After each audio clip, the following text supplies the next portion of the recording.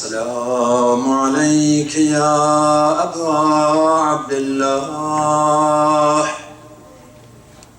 يا ابن رسول الله يا ابن أمير المؤمنين يا ابن فاطمة سيدة نساء العالمين.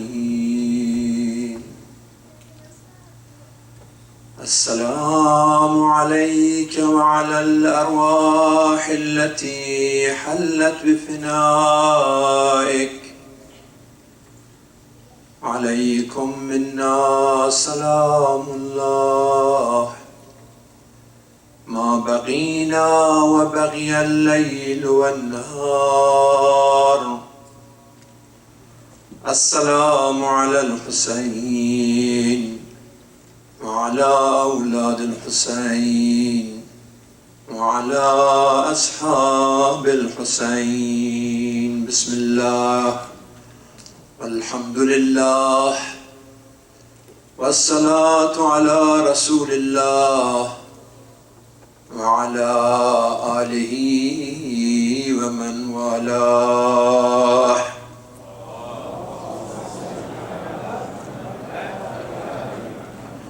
Today is the second day of Muharram, an arrival of the caravan of courage in Karbala. Allahumma inni a'udhu bika min al-karbi wal-bala. 8 days later, in an unequal confrontation between the caravan of compassion and an army of aggression, Imam Hussein and 72 other members of his family and his followers were martyred. Last night I mentioned that one of the best ways to understand the vision of Abu Abdullah is to follow his words and how he defined the causes of moving to Karbala, and to reflect about what Dr. Haidar just told us of what happened really. That only 50 years after Wafatul Nabi, all of a sudden, everything changed. Those heavenly values were replaced.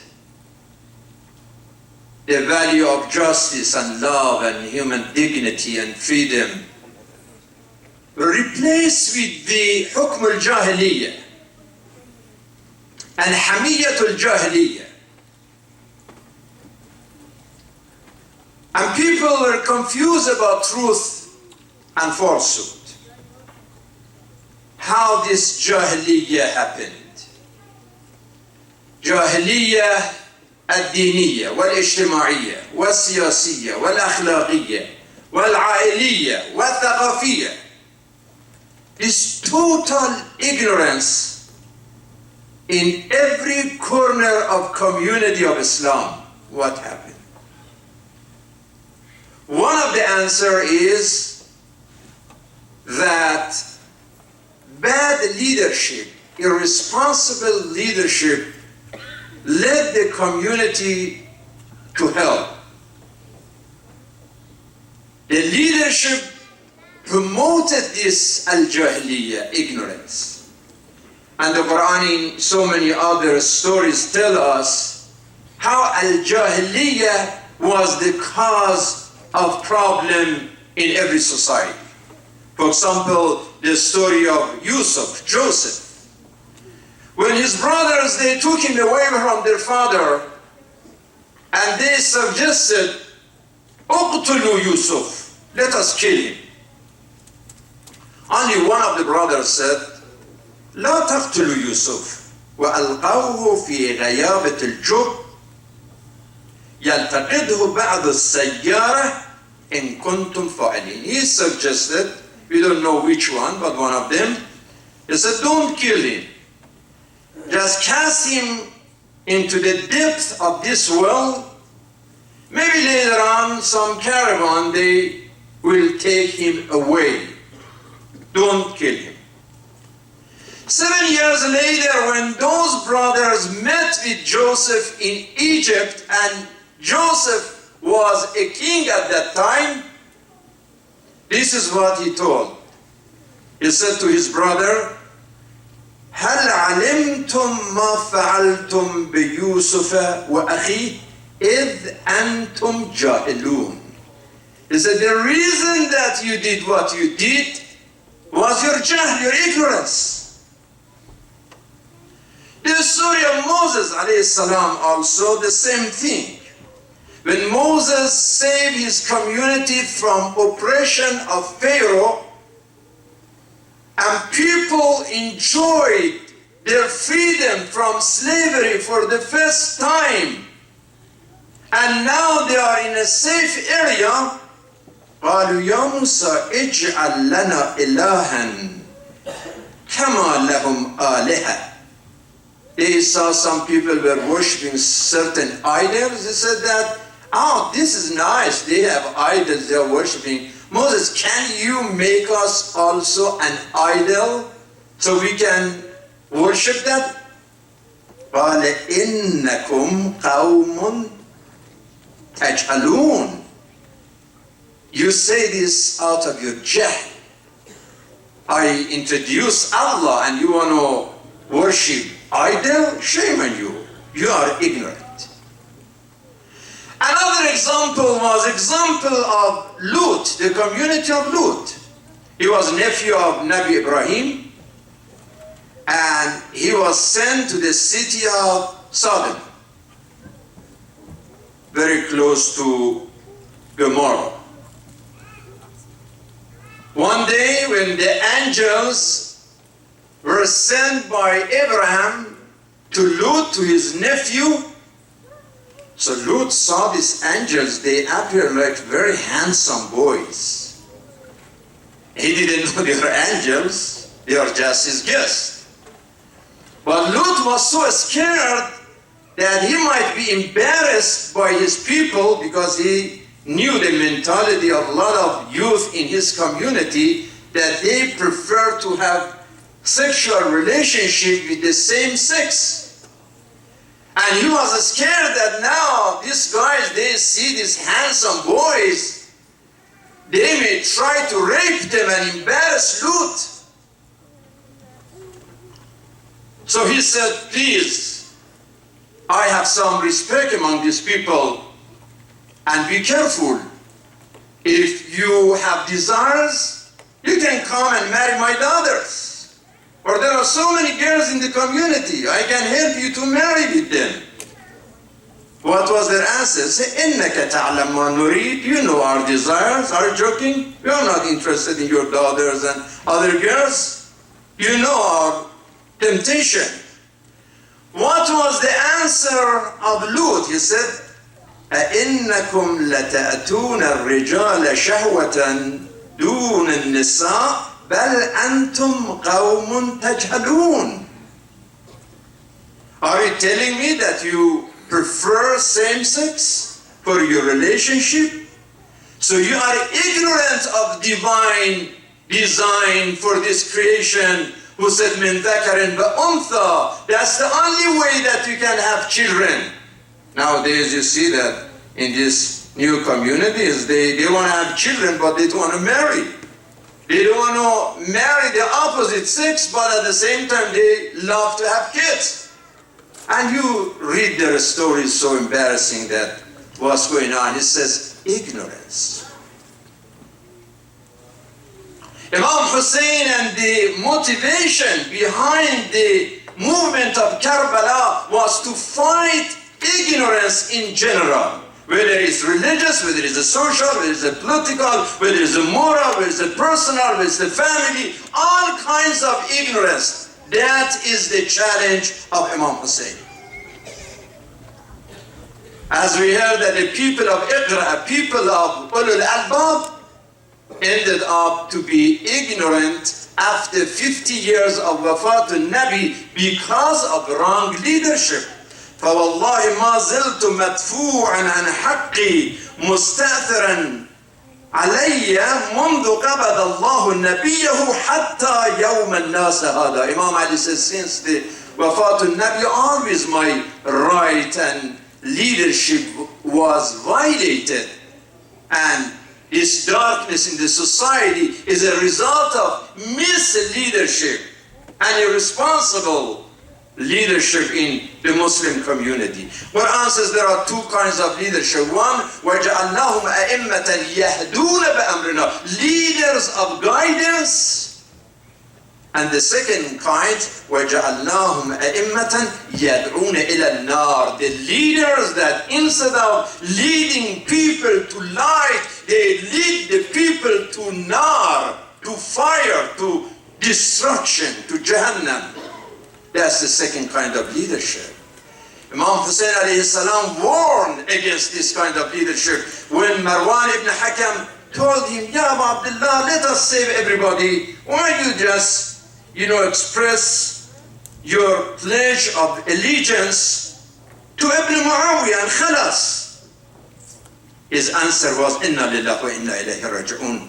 إذ قد بليت الأمة بالراع مثل يزيد ويحك أتأمرني ببيعة يزيد وهو رجل فاسق مثل لا يبايع مثله. How can Marwan, you say such a thing? You see that the guy who's supposed to be a shepherd to take care of the ummah, the shepherd turned to be a wolf, and you want me to pledge my allegiance to a wolf of ummah? That is impossible. I cannot do such a thing because they destroyed everything. Nothing left of Islam. When Anas ibn Malik was asked that, you are a companion of the Prophet, now what is the difference between now and the time of the Prophet? He said, everything is disappeared. All I hear now is just one salat that some people pray. And the second thing is still they say La ilaha illallah. Except these two things, I don't see any other values left of the tradition and practice of the Prophet. This Bani Umayyah with their money and with their media, just exactly like today, they destroy everything. So for Imam Hussein, after all this darkness, was time to stand against falsehood, against corruption, against hypocrisy, against arrogance, against ego, against oppression. It was time for Imam Hussein to call for truth, for justice, for freedom, for human integrity and dignity, because he is Misbah al-Huda wa Safinat al-Najat. He is the light of guidance. For this reason, he said, Wallahi law lam yakun fi dunya malja'un wala ma'wa lama bayatu Yazid ibn Muawiyah. I swear by God, if in the entire this planet I cannot find a place, still I'm not going to submit. No. If nobody support me, still I'm going to go and do my divine duty. ألا أن دعي ابن دعي قد ركزني بين اثنتين بين السلة والذلة وهيهات من الذلة يأبى الله ذلك لنا ورسوله والمؤمنون وحجور طابت وتورت. This illegitimate child of Amawi has forced me between two things: sword and submission. No, no, no. My Lord, my messenger, my family, my parents, they never would give me a permission to give this pledge to a criminal like Yazid ibn Muawiyah. No way, I'm not going to do that. Wallahi, لا أعطيكم بيدي إعطاء الذليل وَلَا أَفِرُّ فِرَارَ الْعَبِيدِ. Hussein is not the one who let you to humiliate him. He is not going to escape from Sahat al-Jihad. No. For this reason, they stopped him from moving. They said, you cannot go to Kufa. You cannot go to Medina. That's it. Imam said, what this area is called? Somebody says it's called Nainawa, Badriya, Shat al-Furat. But some said, Ya Abu Abdullah, also it's called Karbala. تتنفس تنفس السعداء. تنفس ممدود. When Imam Hussein heard that this area is called also Karbala, he had a breathing, very long and painful breath, saying, أعوذ بالله من الكرب والبلاء. هذا موضع كرب وبلاء.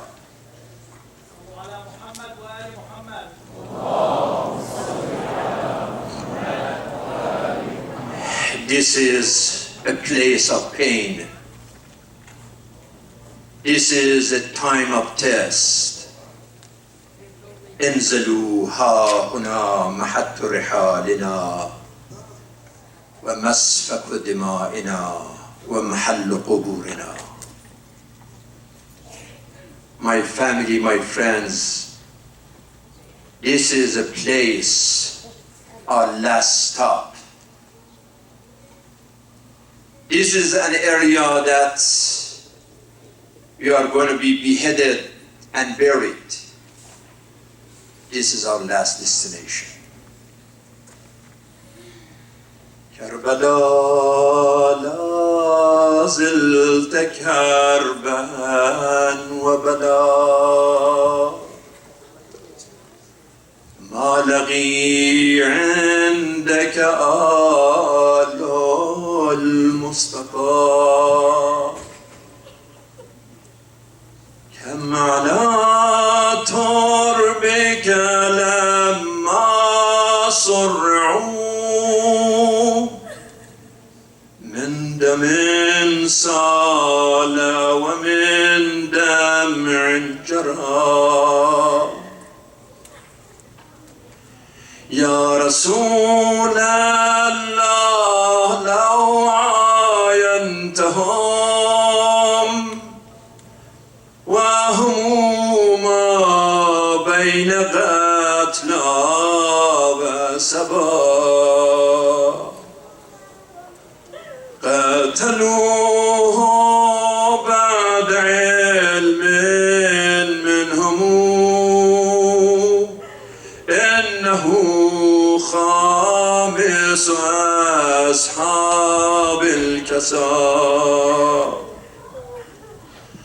لو رسول الله يحيى بعده قعد اليوم عليه للعزاء.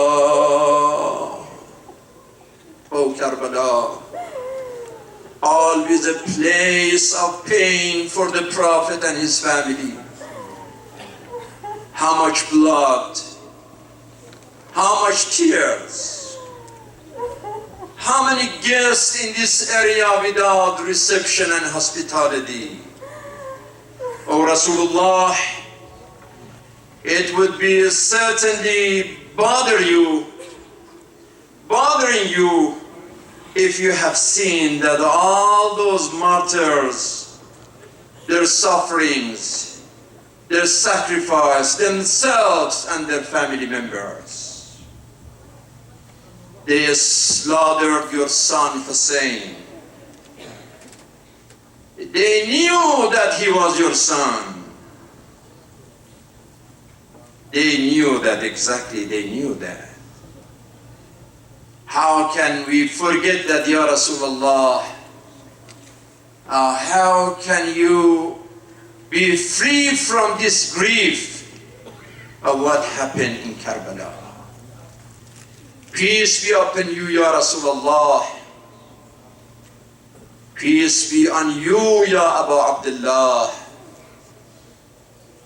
Peace in your soul and the souls sacrificed for your cause, your children, your followers, your companions.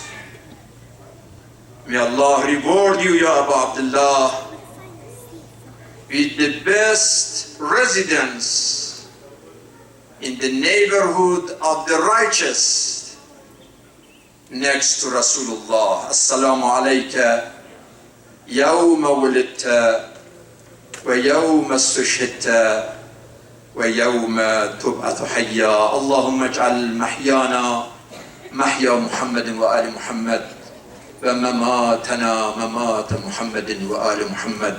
صلوا على محمد وآل محمد.